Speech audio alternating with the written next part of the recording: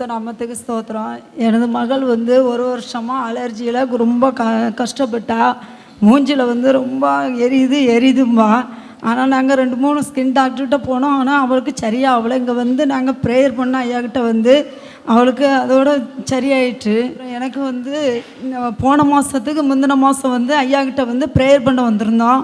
Prayer பண்ண வரும்போது ஜோமினி விட்டாங்க. ஜோமினி கொஞ்சம் தள்ளி போயிட்டேன். அதுக்கப்புறம் கூப்பிட்டு இந்த மூக்குக்காக ஜோம் பண்ணி விட்டாங்க. எதுக்கு ஜோம் பண்ணுறாங்கன்னு நான் வீட்டுக்கு போயிட்டேன். அப்புறம் எதுக்கு நம்மளுக்கு மூக்குக்கு ஜோம் பண்ணி விட்டாங்கன்னு எனக்கு தெரியல. ஒரு வாரம் கழித்து நான் கடைக்கு போயிருந்தேன். கடைக்கு போனாப்புல காலுக்கு கீழே கயிறு கிடந்திருக்கு. கயிறு கிடந்ததை நான் பார்க்காம இருந்துட்டு தெத்தி 2 காலம் இறுக பிடிச்சிச்சு. அந்த கயிறு அப்படியே மூஞ்சி குப்புற விழுந்து அந்த மூக்கில் அப்படி விழுந்ததுலேயே ஃபஸ்ட்டு மூக்கில் தான் அடிபட்டுச்சு. இப்போவே விழுந்ததும் நினச்சேன், எஸ்ஸப்பா ஐயா எனக்காக இந்த மூக்குக்காக ப்ரேயர் பண்ணி விட்டாங்க. ஆனால் இந்த மூக்கில் எனக்கு அடிபட்டு எந்த ப்ராப்ளம் இருக்கக்கூடாதுன்னுட்டு நான் அந்த இடத்துல அப்படியே விழுந்த இடத்துல நான் ஜோம்னிட்டு எலும்புனா என் மூக்கிலேருந்து பயங்கர ரத்தம்னா அவ்வளோ ரத்தம். ஆனால் நான் என் மூக்கில் ஏதாவது ஃப்ராக்சர் ஆகியிருக்கோம் அப்படின்னு தான் எல்லோரும் நினச்சி அழுதாங்க. ஆனால் நான் ஹாஸ்பிட்டலுக்கு போனோம். ஹாஸ்பிட்டலில் எக்ஸ்ரே எடுத்த உடனே பாருங்கள் அப்படின்னு சொன்னாங்க. எக்ஸ்ரே எடுத்ததில் எந்த பிரச்சனையும் இல்லை, எல்லாம் நார்மலாக இருக்குது அப்படின்னாங்க. கர்த்தருடைய நாமத்துக்கு ஸ்தோத்திரம். கர்த்தருடைய பரிசுத்த நாமத்துக்கு ஸ்தோத்திரம். நான் சின்ன வயசுல அடிபட்டு 2 கண் பார்வையும் இல்லாமல் தான் இருந்தேன். இடையில ஆப்ரேஷன் செய்து எனக்கு பார்வை திருமணம்லாம் பண்ணாங்க. நவம்பர் 20ஆம் தேதி எனக்கு ஜுரம், அதிகமான ஜுரம். விடையால் ஏஞ்சா 2 பார்வை எனக்கு இல்லை, சுத்தமாகவே இல்லை. உடனே ஆஸ்பத்திரியில் எங்கள் பையன் நைட்டு அட்மிட் பண்ணான். அங்கே நாங்கள் தொடர்ந்து ஜப கோபுரத்துக்கு ஜபம் பண்ணுவோம். ஐயா ஒரு வார்த்தை சொல்லுவார், ஆண்டவரே இவங்களுக்காக இல்லையா எனக்காக இவங்களுக்கு இறங்க ஆண்டவரே அப்படின்னு ஒவ்வொரு சாட்சியிலும் சொல்லுவார். அதை வச்சு என் பிள்ளைங்களுக்காக நீங்கள் ஆண்டவரே இறங்கணும், எனக்கு பார்வை கொடுக்கணும் அப்படின்னு பண்ணும்போது ஆண்டவர் ஆப்ரேஷன் இல்லாமல் எனக்கு பார்வை கொடுத்தார். அத்தோடைய பரிசுத்த நாமம் ஸ்தோத்திரம்.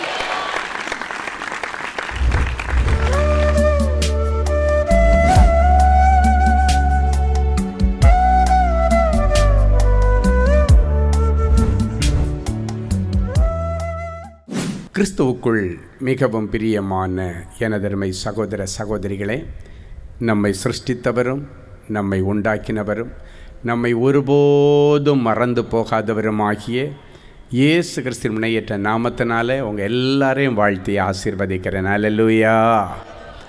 எல்லாரும் சந்தோஷமாக இருக்கீங்களா? இந்த நாளிலும் ஆண்டவருடைய பாதப்படியில் அமர்ந்து, ஆண்டவரே என்ன வார்த்தை சொல்லி என் பிள்ளைகளை ஆசீர்வதிப்பது தேவனுடைய திட்டமாக இருக்கிறது. ஜெபத்திலே தரித்திருந்த பொழுது நம்மை ஆசீர்வதிக்க ஆண்டவர் கொடுத்த மங்கள வார்த்தை ஏசாயா தீர்க்கதரிசியின் புஸ்தகம் 49ஆம் அதிகாரம் 10வது வசனம் இப்படியாய் சொல்லுகிறது. வாசிக்கலாமா? அவர்கள் பசியாய் இருப்பதும் இல்லை, அவர்கள் பசியாய் இருப்பதும் இல்லை, தாகமாய் இருப்பதும் இல்லை, தாகமாய் இருப்பதும் இல்லை, உஷ்ணமாகிலும் வெயிலாகிலும் அவர்கள் மேல் படுவதும் இல்லை, அவர்கள் மேல் படுவதும் இல்லை. அவர்களுக்கு இறங்குகிறவர் அவர்களை நடத்தி அவர்களை நீரூற்றுகளிடத்திற்கு கொண்டு போய் விடுவார். அவர்களை நீரூற்றுகளிடத்திற்கு கொண்டு போய் விடுவார். அவர்களுக்கு இறங்குகிறவர் அவர்களை நடத்தி அவர்களை நீரூற்றுகளிடத்திலே கொண்டு போய் விடுவார். ஒரு குருடன் ஒரு மனுஷனுக்கு வழிகாட்ட முடியாது. வழிகாட்டினா அவனும் குழியில் தான் போய் விழுவான், நம்மவும் குழியில் தான் போய் விழுவான். ஆனால் இன்றைக்கு அண்ட சராசரங்களையும் உண்டு பண்ணி தன்னுடைய வார்த்தையிலால் தொங்கவிட்டு அழகு பார்க்கிற இயேசு உங்களை வழி நடத்துவேன் என்று சொல்லுகிறார். அவரை நம்பி நீங்கள் தாராளமாக எங்கே வேணாலும் போகலாம். அவர் சொல்லிட்டாருன்னா என்ன வேணாலும் நீங்கள் செய்யலாம். நம்பிக்கைக்குரிய ஒரே ஒருவர் இந்த உலகத்திலே நம்மோடு வாழ்கிறவர், நம்மை வழி நடத்துகிற தெய்வம் இயேசு கிறிஸ்து. ஒரு தகப்பன் தன் பிள்ளையை பிடிச்சிக்கிட்டு ஒரு ரோடை கிராஸ் பண்ணுறாருன்னு வச்சுக்கோங்க. இந்த சைடில் இருந்து இந்த சைடுக்கு கிராஸ் பண்ணணும். அப்பாவும் குட்டி பையனும் இருக்கிறாங்க, அப்பாவும் குட்டி மகளும் இருக்கிறாங்கன்னு வச்சுக்கிங்களேன். அவங்க அப்பா என்ன பண்ணுவார்னா தன்னுடைய கையில் ஒரு விரலை அந்த பிள்ளைக்குடைய கையில் பிடிக்க கொடுப்பார். ஒரு விரலை தான் அந்த பிள்ளை பிடிச்சிருக்கோம். அந்த விரலை பிடிச்சிட்டு இப்போ கிராஸ் பண்ணுவேன்னு சொல்லிவிட்டு ஒரு ஸ்டெப் அவங்க அப்பா எடுத்து வச்ச உடனே இந்த பக்கம் என்ன வண்டி வருது, அந்த பக்கம் என்ன வண்டி வருது, அந்த பிள்ளை யோசிக்கவே யோசிக்காது. எங்கள் அப்பா கையை பிடிச்சிருக்கிறேன், அப்பா சேஃபாக அடுத்த சைடில் கொண்டு போய் விடுவார். ரெடின்னு சொன்ன உடனே தகப்பன் நடக்கும் பொழுது கண்ணை மூடிட்டு அந்த பிள்ளை நடக்கும். இங்கே என்ன நடக்குது, அங்கே என்ன நடக்குது, ஒன்றும் யோசிக்காது. ஏன்னா அந்த பிள்ளைக்கு தெரியும், என்னை சேஃபாக வழி நடத்துகிற எங்கள் அப்பாவுடைய கையை நான் பிடிச்சிருக்கிறேன், அவர் என்னை விடமாட்டார், எந்த வாகனமும் மோதுகிற அளவுக்கு அப்பா கேர்லெஸ்ஸாக என்னை நடத்த மாட்டார் என்கிற ஒரு நம்பிக்கை அந்த பிள்ளைகளுக்கு உண்டு. உலக பிரகாரமான அப்பா மேலே நமக்கு அவ்வளோ நம்பிக்கை இருக்கும் பொழுது, பரலோக அப்பா இன்றைக்கி உங்கள் எல்லாருடைய கையை பிடிச்சி இன்றைக்கு பிறகு நான் தான் உங்களை வழி நடத்தலான்னு தீர்மானிச்சிட்டேன் அப்படின்னு சொல்கிறாரு. கடந்த நாட்களில் தீய நண்பர்கள் உங்களை வழி நடத்தினார்கள், பொறாமையின் மனுஷர்கள் உங்களை வழி நடத்தினாங்க. நான் சொல்கிறத கேளுப்போ, நான் சொல்கிறத கேட்டால் நீ நல்லா இருப்ப, நான் சொல்கிறத கேளுமோ, நான் சொல்கிறத கேட்டால் உனக்கு எதிர்காலம் நல்லா இருக்கும் சொன்னாங்க. ஆனால் அந்த சொன்ன செய்தி ஆண்டவரிடத்திலிருந்து வரவில்லை, அவர்களுடைய மனசிலிருந்து வந்தது. அதனால் அந்த பாதையிலே போய் நீங்கள் நிறைய பேர் ஏமாந்து இருக்கிறீர்கள். அப்படி ஒரு ரிஸ்க்கை நீங்கள் எடுக்கக்கூடாதுன்னு சொல்லி ஆண்டவர் சொல்கிறாரு, ஏன் கையை பிடிச்சிட்டு நீ எங்கே வேணாலும் போ, உன்னை சரியான வழியில் நடத்துவேன், உன்னை ஆச்சரியமான வழியில் நடத்துவேன், அதிசயமான வழியில் நடத்துவேன், செம்மையான வழியில் நடத்துவேன்னு சொல்லி ஆண்டவர் இன்றைக்கு உங்களுக்கு ஒரு உத்தரவாதத்தை கொடுக்கிறார். வழி நடத்தும் தெய்வம் இயேசு உங்களை வழி நடத்தி அழிவுக்கு நேராக கொண்டு போக மாட்டார். பிசாசானவனுடைய ஆலோசனைக்கு நீங்கள் விட்டு கொடுத்தீங்கன்னா அவன் உங்களுக்கு நல்லது கொடுக்குற மாதிரி கொடுத்து காமிச்சு கடைசியாக கொண்டு போய் ஒரு குழியில் போட்டுருவான். நீ நினச்சி பார்க்காத ஒரு தேவையில்லாத ஒரு பழக்கத்தில் ஒன்று கொண்டு போய் போட்டுருவான். ஆனால் இயேசு உன்னை அப்படி அழைத்து கொண்டு போக மாட்டார். இந்த வசனம் சொல்லுகிறது, அவர்களுக்கு இறங்குகிற தெய்வம் அவர்களை நடத்தி கொண்டு போய் நீரூற்றண்டையிலே விடுவாராம். நீரூற்று, உன்னை வாழ வைக்கிற நீரூற்று, வாழ வைக்கிற தெய்வம் வாழ வைக்கிற நீரூற்றுகள் அண்டையிலே உங்களை கொண்டு போய் விடுவார். அப்படி விடும் பொழுது என்ன நடக்கும்? நீங்கள் பசியை பார்க்க முடியாது. இனி நீங்கள் பசியாக இருப்பதும் இல்லை, தாகமாக இருப்பதும் இல்லை.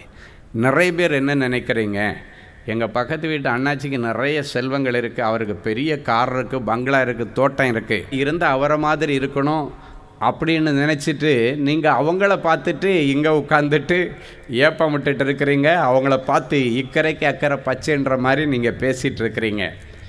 ஆனால் அவங்களுக்கு தான் தெரியும் அவங்களுக்கு என்னென்ன கஷ்டம். இந்த உலகத்தில் பிரச்சனை இல்லாத ஒரு மனுஷனை நாம் பார்க்க முடியாது. அவங்களுக்கு ஏற்ற மாதிரி பிரச்சனை இருக்கும். நம்ம ஊரில் சொல்லுவாங்க தெரியுமா, விரலுக்கு ஏற்ற வீக்கம். பெரிய லெவலில் இருக்கிறவங்களுக்கு உங்களுக்கு தெரியாது, பெரிய லெவலில் பிரச்சனைகள் இருக்கும். சின்ன லெவலில் இருக்கிறவங்களுக்கு சின்ன லெவலில் பிரச்சனை இருக்கும். சாதாரண வேலை செய்கிறவங்கள்ட்ட, ஒரு ஆட்டோ ஓட்டுறவர்கிட்ட எப்போ உனக்கு எவ்வளோ கடன் இருக்குன்னு கேட்டால் 1,00,000 கடன் இருக்குன்னு. ஏன்னா அவனுடைய வருமானத்துக்கு 1,00,000 ரொம்ப பெருசு. சிலர் சொல்லுவாங்க, ஐயா எனக்கு 50,000 ரூபா கடன் இருக்குன்னுவாங்க. ஆனால் கோடீஸ்வரன்ட்ட கேட்டால் எனக்கு 5 கோடி கடன் இருக்குன்னுவார். செல்வங்கள் இருக்கும், வருமானங்கள் இருக்கும், வசதிகள் இருக்கும். இப்போ பார்த்தா 1,00,000 கடன் வச்சிருக்கிறவனுக்கு பிரச்சனை கம்மியா, 5 கோடி கடன் வச்சுருக்கிறவங்களுக்கு பிரச்சனை கம்மியான்னு பார்த்தா இந்த 1,00,000 கடன் வச்சுருக்கிறவனு தான் பிரச்சனை கம்மி. இன்னும் ஒரு சிலர் இருக்கிறாங்க, அண்ணன்னைக்கு வர்றதை வச்சு அண்ணன்னைக்கு வேதத்தில் ஒரு அழகான வசனம் இருக்கிறது, இருக்கிறதுல மனரம்யமாய் வாழ்கிற கிருபை. இந்த உலகத்தில் கடன் இல்லாமல் ஒருத்தன் வாழ்கிறான்னா அவன்தான் கோடீஸ்வரன். அதை போல் சந்தோஷமான காரியம் ஒன்றும் இல்லை. அவன் தூங்குனா அவனுக்கு நைட்டு தூக்கம் அப்படி பிச்சுக்கிட்டு வரும். படுத்த 5வது நிமிஷத்தில் ஜெனரேட்டர் ஓடும். ஆமாம், கடன் இல்லாதவனுக்கு அப்படி தான், படுத்த உடனே ஜெனரேட்டர் ஓடும். அந்த மாதிரி கொரட்டை விடுவாங்க, சந்தோஷமாக தூங்குவாங்க. ஆனால் கோடிக்கணக்கில் கடன் வச்சுருக்கிறவங்களுக்கு நாளைக்கு இந்த பேங்குக்கு வட்டி கட்டணுமே, நாளைக்கு இவனுக்கு வட்டி கட்டணும், அவனுக்கு வட்டி கட்டணும். தூங்கினா கண்ணு முன்னால் கடங்காரனாக வந்து நிற்பான். யார் சந்தோஷமான வாழ்க்கை வாழ்கிறா? கடன் இல்லாமல் இருக்கிறவன் தான் சந்தோஷமான வாழ்க்கை வாழ்கிறான். இன்றைக்கி நீங்கள் பெரிய கோடீஸ்வரர்களாக இருந்தாலும், ஏழைகளாக இருந்தாலும், நடுத்தர வர்க்கத்தில் இருந்தவங்களானாலும் சரி, எல்லாரும் நிம்மதியாக வாழணுன்னு ஆண்டவருக்கு ஆசை. ஏழைகள் மட்டும் இல்லை, வசதி படைத்தவர்களும் நிம்மதியாக வாழணுன்னு ஆசைப்பட்டு இன்றைக்கி எல்லாரையும் பார்த்து ஆண்டவர் சொல்கிறாரு, இன்றைக்கு பிறகு உன்னை ஆச்சரியமாக நான் வழி நடத்த போகிறேன், என் கையில் உன்னை ஒப்படைச்சிருன்னு சொல்கிறார். என் கையில் உன் குடும்பத்தை ஒப்படைச்சிரு, உன் வியாபாரத்தை ஒப்படைச்சிரு, உன்னுடைய ஊழியத்தை ஒப்படைச்சிரு. நீ கடன் இல்லாமல் வாழ நான் உதவி செய்வேன். உங்களுக்கு 100 ரூபா கடன் இருந்தாலும் சரி, 100 கோடி கடன் இருந்தாலும் சரி, ஆண்டவரால் அதை தீர்த்து வைப்பது லேசான காரியம்.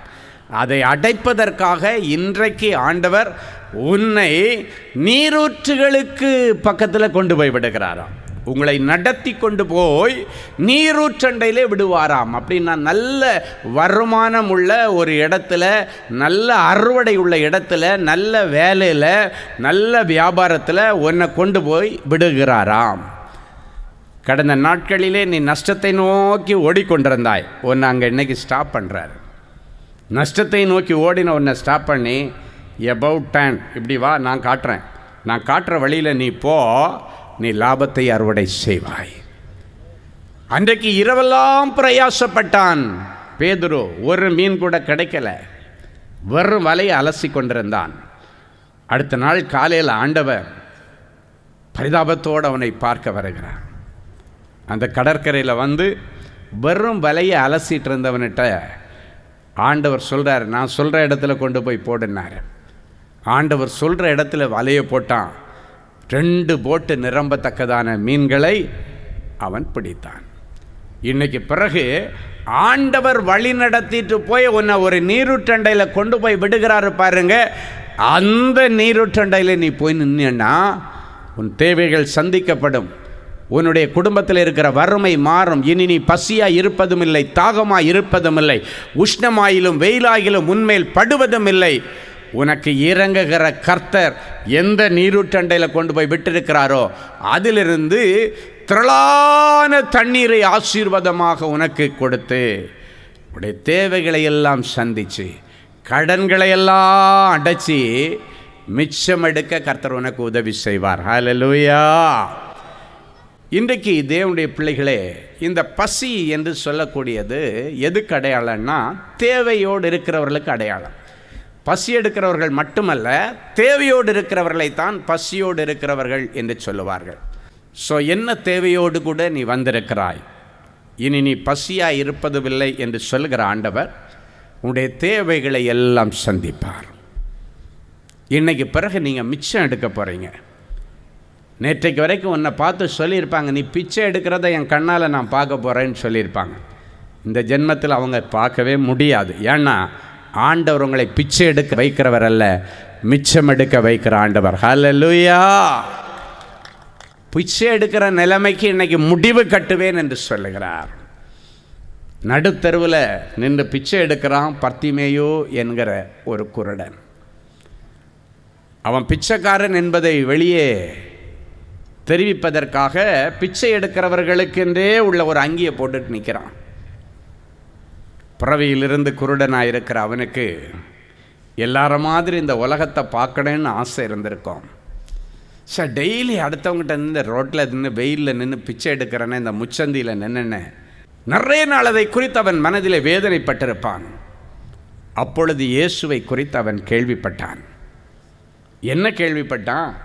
இயேசுநாதரை ஒரு நாள் நான் விசிட் பண்ணிட்டேன்னா நான் பார்வையடைய முடியும். அவர் நிறைய குருடர்களை குணமாக்கி இருக்கிறார், முடவர்களை நடக்க வைத்திருக்கிறார், ஏன் செத்துப்போனவர்களே உயிரோடு எழுப்பியிருக்கிறார் என்பதை அவன் கேள்விப்பட்டபடியினாலே தனக்கு ஒரு வாய்ப்பு கிடைக்குமா என்று பார்த்து கொண்டிருக்கிறான். இன்றைக்கு உங்களுக்கு ஒரு வாய்ப்பை ஆண்டவர் கொடுத்திருக்கிறார். நீ பிச்சை எடுக்கிற நிலைமைக்கு முடிவு கட்டுகிற இயேசுவை நீ சந்திக்கும்படி இன்றைக்கு உனக்கு ஒரு வாய்ப்பு கொடுக்கப்பட்டிருக்கிறது. நீங்களும் அவனைப் போல ஆண்டவரே, நான் பிச்சை எடுக்கிற நிலைமைக்கு முடிவு வேணும், நான் கடன் வாங்குற நிலைமைக்கு எனக்கு முடிவு வேணும், யார் யாரிடத்துல எல்லாமோ நான் கையேந்திர ஆண்டவர், இந்த கையேந்திர நிலைமைக்கு முடிவு வேணும், நீங்கள் நினச்சா நடக்கும்.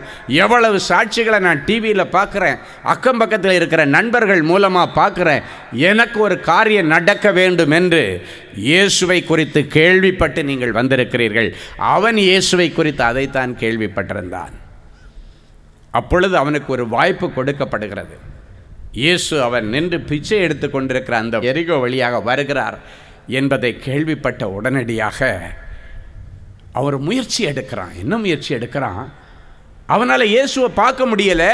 ஆனால் உங்களுக்கு நல்லா தெரியும், கண்ணு தெரியாதவங்களுக்கு காது ரொம்ப ஷார்ப்பாக இருக்கும். திரளான ஜனங்கள் போகிறதை அவன் பார்க்கும் பொழுது இயேசு இவர்களோடு கூட போகிறார் என்று அவன் கேள்விப்பட்டு சத்தம் போட்டு, இயேசுவே, தாவீதின் குமாரனே, எனக்கு இரங்கும் என்று கேட்கிறான். இந்த வசனம் என்ன சொல்லுகிறது? அவர் உங்களுக்கு இறங்குகிறபடியினால் உங்களை நடத்தி கொண்டு போய் நீருற்றண்டையிலே விடுவார். இவனுக்கு தெரியும், ஆண்டவருடைய கண்கள் எனக்கு இரக்கம் கிடைச்சதுன்னா என் பிரச்சனை மாறும். இரக்கம் செய்கிற ஆண்டவர், இயேசுவே எனக்கு இரங்கும், தாவீதின் குமாரனே எனக்கு இரங்கும் என்று கூப்பிட்டான். பக்கத்தில் இருந்தவங்க எல்லாம் என்ன பண்ணாங்க தெரியுமா?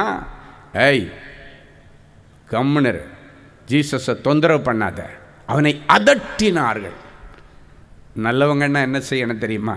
பாவம், பிச்சை எடுக்கிறான், கண்ணு தெரியலை, ஒரு வாய்ப்பு கிடைச்சிருக்கு, வாடா வாடா, நானே உன்னை ஜீசஸ்கிட்ட கூட்டு போகிறேன்னு சொல்லி தரன்னு இழுத்து கொண்டு வந்து இயேசு கிறிஸ்துவிட்ட விட்டுருக்கணும். எப்பவுமே மனுஷர்களுக்கு இப்படிப்பட்ட நல்ல காரியத்தை செய்கிறதுல பிந்தி கொள்ளுகிறார்கள். அவன் இப்படியே தான், இவன் பிச்சை எடுக்கிறவன் பிச்சை எடுத்துகிட்டே இருக்கணும், இதுதான் மனுஷனுடைய எண்ணங்கள். அதனால் அவனை அதட்டினார்கள் என்று வேதம் சொல்லுகிறது. ஆனால் அவன் என்ன யோசித்தான் தெரியுமா? இன்னொரு முறை இப்படி ஒரு வாய்ப்பு கிடைக்குமான்னு சொல்ல முடியாது, கிடைச்ச வாய்ப்பை பயன்படுத்தணும்னு சொல்லி இன்னும் உரக்க சத்தமாய், இயேசுவே, தாவீதின் குமாரனே, எனக்கு இரங்கும் என்று இன்னும் உரக்க சத்தமாய் கூப்பிட்டான். அந்த ஏழை பிச்சைக்காரனுடைய சத்தத்தை கேட்டு இயேசு நின்றார். இயேசு நின்றார். நின்று அவனை அழைத்து கொண்டு வாருங்கள் என்று சொல்லுகிறார். இப்போ அதட்டினவங்களை அவங்களே சொல்கிறாங்க, ஏய், இயேசு என்னை கூட்டுறாரு போன்னு சொல்லிட்டு முன்னால் கொண்டு வந்திருக்காங்க. முன்னால் வந்தோடனே, நான் உனக்கு என்னப்பா செய்யணும், நான் என்ன செய்ய வேண்டும் என்று நீ விரும்புகிறாய்? இரங்குகிற ஆண்டவர், இரக்கம் செய்கிற ஆண்டவர், இரக்கத்தின் சிகரம் இயேசு. அவனை பார்த்து இறக்கப்பட்டு, நான் உனக்கு என்ன செய்ய வேண்டும் என்று நீ விரும்புகிறாய்? அப்போ அவன் சொன்ன, ஆண்டவரே, நான் பார்வை அடையணுன்னு சொல்லுகிறேன். பொதுவாக பிச்சை எடுக்கிறவன் என்ன வேணும்னு கேட்டால் என்ன சொல்லுவான்? பிச்சை போட்டுட்டு போங்கன்னு சொல்லுவான். இல்லைன்னா எனக்கு ஒரு ட்ரெஸ் எடுத்து கொடுத்துட்டு போங்கன்னு சொல்லுவான். இல்லைன்னா ஏதோ சாப்பாட்டுக்கு வழி செய்யுங்கன்னு கேட்பான்.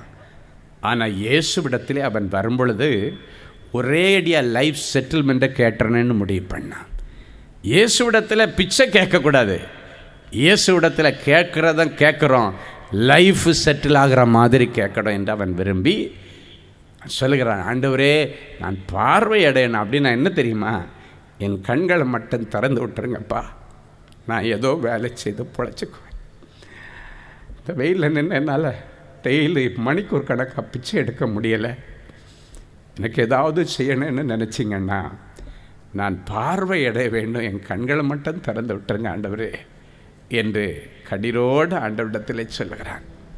ஆண்டவர் சொன்னார், நீ விசுவாசித்தபடி உனக்கு ஆக கடவுது என்று சொன்னார். அதே நிமிஷத்தில் அவன் பார்வை அடைந்தான். ஹல்லேலூயா! என் அன்பு தேவனுடைய பிள்ளைகளை, அவன் பார்வை அடைந்து தெருவில் நிற்கலை, இயேசுவுக்கு பின்னால் போனானா. இன்றைக்கும் அந்த பர்த்திமேயு என்கிற குருடன் தேவையோடு வந்தான், பசியோடு வந்தான். இந்த வசனம் சொல்லுகிறது, இனி நீ பசியாக இருப்பதும் இல்லை, இனி தாகமாக இருப்பதும் இல்லை, வெயிலில் நீ நின்று இனி கஷ்டப்படுவதில்லை, உஷ்ணமாயிலும் வெயிலாயிலும் உன்மேல் படுவதும் இல்லை. உனக்கு இறங்குகிற கர்த்தர் உன்னை நீரூற்று அண்டையில் கொண்டு போய் வந்து விட்டிருக்கிறார். இன்றைக்கு இயேசு உங்களை பார்த்து, மகளே, நான் உனக்கு என்ன செய்யணும்னு விரும்பி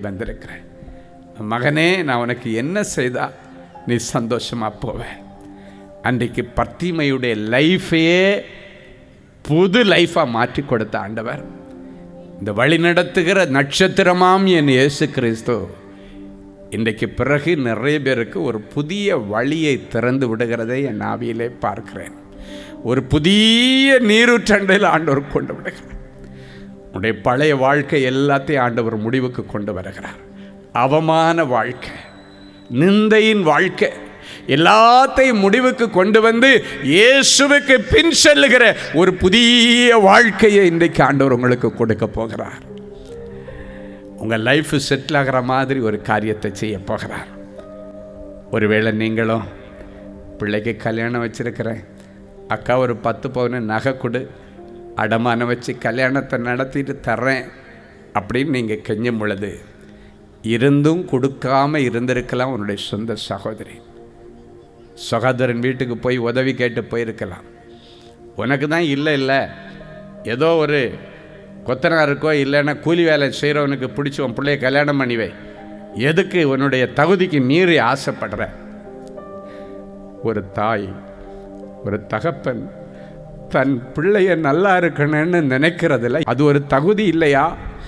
உண்மையிலே ஒரு தாய் தகப்பன் ஆண்டவருக்கு முன்பாக தகுதியுள்ளவனாய் நிற்கிறான் என்றால் தன்னுடைய பிள்ளைக்கு நலமானதை கொடுப்பதுதான். ஆனால் சொந்த அண்ணன் சொல்றாரு, ஏன்னோ ஒரு கையாளுக்கோ கொத்தாயாளுக்கோ கொத்தகையில் பார்க்குறவங்களுக்கோ கூலி வேலை செய்கிறவங்களுக்கோ பார்த்து கொடு, பெருசாக எல்லாம் எடுப்பெடுக்காத என்று சொல்லி தன்னுடைய சகோதரியை மனவேதனை படுத்தி அனுப்புகிறவர்கள் தான் இன்றைக்கு அநேகம் பேர் இருக்கிறார்கள். அன்றைக்கு பர்த்திமையை மனவேதனை படுத்தினார்கள், நீ சும்மா அதட்டினார்கள். உதவி கேட்டு போகிற இடத்துல எல்லாராலும் அதட்டப்பட்ட நிலைமையில் நீ வந்திருக்கலாமா? உனக்குள்ள இருக்கிற கொஞ்சம் நஞ்சம் விசுவாசத்தையும் குழி தோண்டி புதைக்கிற வார்த்தைகளை சொல்லி உன்னை அனுப்பி இருக்கலாம். இன்றைக்கு அவை எல்லாவற்றுக்கும் முடிவு கட்டுவதற்காக இயேசு உன்னை அழைத்து கொண்டு வந்திருக்கிறார். நல்ல வரத்துள்ள பலனை கொடுக்கக்கூடிய ஒரு நல்ல நீரூற்றண்டையில் கொண்டு போய் விட்டு உங்கள் தலையெழுத்தெல்லாம் இன்னைக்கு மாறப்போகுது, உங்கள் கடனெல்லாம் மாறப்போகுது, உங்கள் வறட்சி எல்லாம் மாறப்போகுது, உங்கள் பஞ்சம் எல்லாம் மாறப்போகுது, உங்களுடைய கடன்கள் எல்லாவற்றையும் ஆண்டவர் அடைத்து என்னை கூட கூடையா நீங்கள் மிச்சம் எடுக்க ஆண்டவர் உதவி செய்வார்.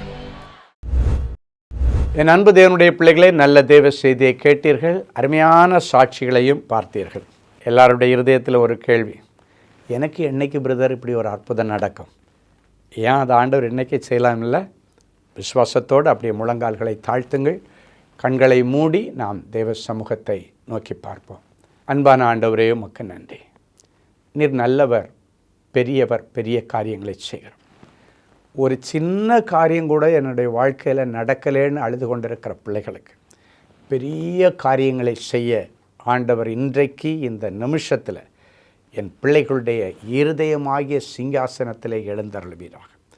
என் பிள்ளைகள் இன்றைக்கு உம்மை சுமந்து கொண்டு முழந்தாள் படியிட்டு ஜெபித்து எழும்பும் பொழுது பிள்ளைகளுக்கான நல்ல காரியங்களுக்கான தேவதூதர்கள் வருவார்களாக, பணிவிடையின் ஆவிகள் வருவார்களாக, எலியேசர்கள் வருவார்களாக, கேப்ரியல் தூதியன் வருவானாக. நற்செய்திகள் வரட்டும். இன்றைக்கு இந்த ஜெபம் முடித்து அவர்கள் எழும்பி கண்களை ஏறெடுத்து பார்க்கும் பொழுது, அவங்க மெயிலை ஓப்பன் பண்ணி பார்க்கும் பொழுது, மொபைலை ஓப்பன் பண்ணி பார்க்கும் பொழுது, நீண்ட நாட்கள் இவர்கள் எதிர்பார்த்து கொண்டிருந்த நற்செய்திகளின் பிள்ளைகளுக்கு வரட்டும் சுவாமி. நீங்கள் எதிர்பார்த்து கொண்டிருக்கிற நல்ல காரியங்களை உங்களுக்கு கொடுக்க உங்கள் மேல் நினைவாய் வந்திருக்கிறேன். அவைகள் தீமைக்கு ஏதுவாய் அல்ல, நன்மைக்கு ஏதுவாகவே நடக்கும்.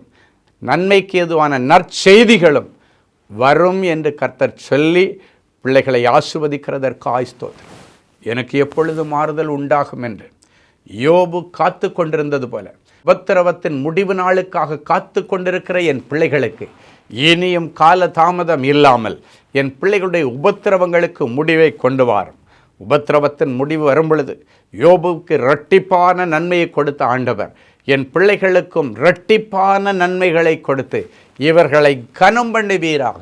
இவர்கள் தரித்திரம் மறைவதாக, கடன் பிரச்சனைகள் மறைவதாக, நிந்தைகள் மறைவதாக, அவமானங்கள் மறைவதாக, கோர்ட்டு கேஸுக்கு இன்றைக்கு ஒரு முடிவு வருவதாக. நீண்ட நாட்களாய் இருதயத்தில் ஏங்கிக் கொண்டிருக்கிற என் பிள்ளைகளுடைய உணர்வுகளையும் அவருடைய மன விருப்பங்களையும் நீர் அறிந்திருக்கிறீர். வேதம் சொல்லுகிற இந்த வார்த்தையின்படி பிள்ளைகளை ஆசீர்வதிக்கிறேன். கர்த்தருக்குள் மன மகிழ்ச்சியாயிரு, அவரின் இருதயத்தின் வேண்டுதல்களை எல்லாம் உனக்கு அருள் செய்வார் என்ற வார்த்தையின்படி இருதயத்தின் வேண்டுதல்களை எல்லாம் என் பிள்ளைகளுக்கு நிறைவேற்றித்தார். நிறைஞ்ச மனசில் பிள்ளைகளை ஆசீர்வதிக்கிறேன் இயேசுவின் மூலம் பிதாவே, ஆமேன், ஆமேன். கிறிஸ்துவுக்குள் அன்பானவர்களே, ஆண்டவராகிய இயேசு கிறிஸ்துவின் இனிய நாமத்தில் அன்பின் வாழ்த்துக்கள்.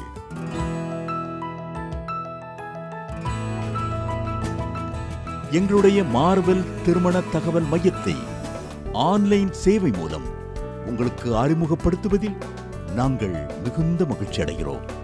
எங்களது மார்வெல் திருமண மையம் கிறிஸ்தவ குடும்பத்தில் திருமணத்திற்கு ஆயத்தமாயிருப்பவர்கள் தங்களுக்கு ஏற்ற வாழ்க்கை துணையை தேர்ந்தெடுக்க சிறந்த திருமண சேவை மையமாக இருக்கிறது.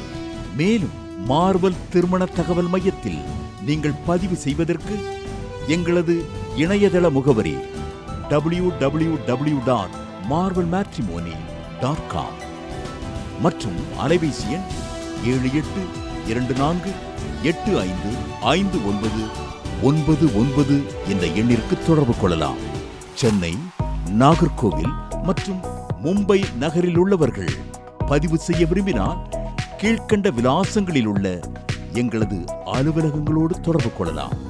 Email info@marvelmatrimony.com. ஆண்டவர் தாமே உங்களை அளவில்லாமல் ஆசீர்வதிப்பாராக. ஜெனசிஸ் கிரியேஷன்ஸ் மீடியா அகாடமியில் 3 மாதங்களில் தொழிற்கல்வி சான்றிதழோடு video editing, videography, photography, drone piloting, studio recording, Photoshop, live streaming, live video mixing and live sound mixing ஆகிய தொழிற்கல்விகள் பயிற்றுவிக்கப்படுகிறது. புது தொழில் நுணுக்கங்களுடன் குறைவான கட்டணத்தில் நிறைவான தொழிற்கல்வி பெற்றுக்கொள்ள உங்கள் எதிர்கால கனவை நினைவாக்க எங்களது ஜெனசிஸ் கிரியேஷன்ஸை இன்றே தொடர்பு கொள்ளுங்கள். மேலும் விவரங்களுக்கு 7824850999 என்ற எண்ணை தொடர்பு கொள்ளுங்கள். அன்பு தேவனுடைய பிள்ளைகளே, இந்நிகழ்ச்சியின் மூலம் நீங்கள் பெற்றுக்கொண்ட ஆசீர்வாதங்களையும் உங்கள் ஜெப விண்ணப்பங்களையும் அனுப்ப வேண்டிய முகவரி தேவனின் அன்பு ஊழியங்கள், எண் 340B/1A 3B1 Vinayak avenue, OMR road, Okkiyam, Thoraipakkam, Chennai 600097. இது இந்தியன் ஆயில் பெட்ரோல் பங்க் எதிரில் அமைந்துள்ளது மற்றும் காக்னிசன்ட் டெக்னாலஜி சொல்யூஷன்ஸ் அருகிலும் அமைந்துள்ளது. மின்னஞ்சல் prayer@godsloveministries.co.in. எங்களது இணையதளம் www.godsloveministries.co.in. மேலும் 24 மணி நேர ஜெப உதவிக்கு 0444544799 மற்றும் 9941950999 என்ற எண்களுக்கு தொடர்பு கொள்ளுங்கள். கர்த்தர் தாமே உங்களை ஆசீர்வதிப்பாராக.